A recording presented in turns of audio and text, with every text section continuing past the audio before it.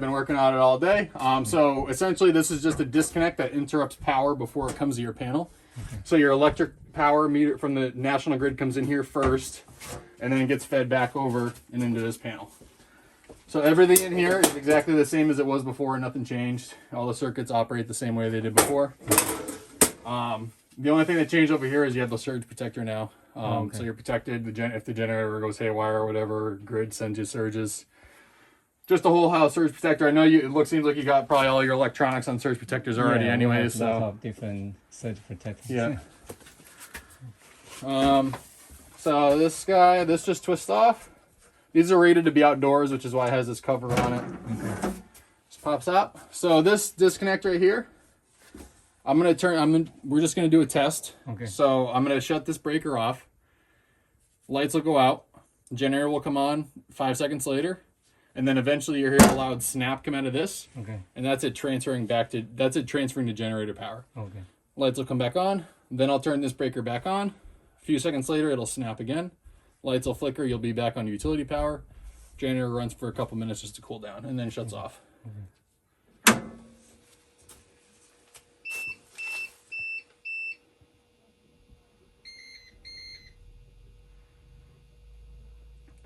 So I don't know if you heard the generator's on. Yeah.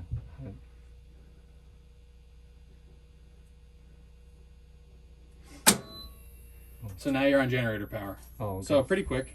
Yeah.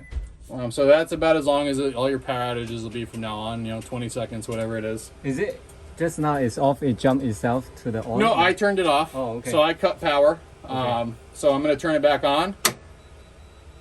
This will sense that utility power has been restored. It'll make that loud snap again. Okay.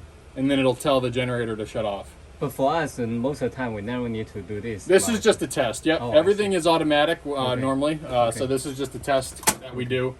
We won't do it next year unless you ask us, because next year's just an oil change. Yeah. But 2 years from now, when we come to do a full tune-up, spark plugs, adjust the valves, air filter, check the battery, we'll do a test. But if you ask us when we're here to do an oil change, we'll test it as well. Okay.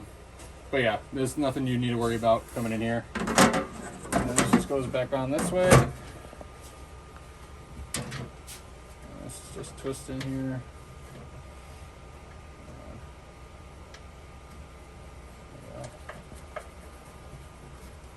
And that's it.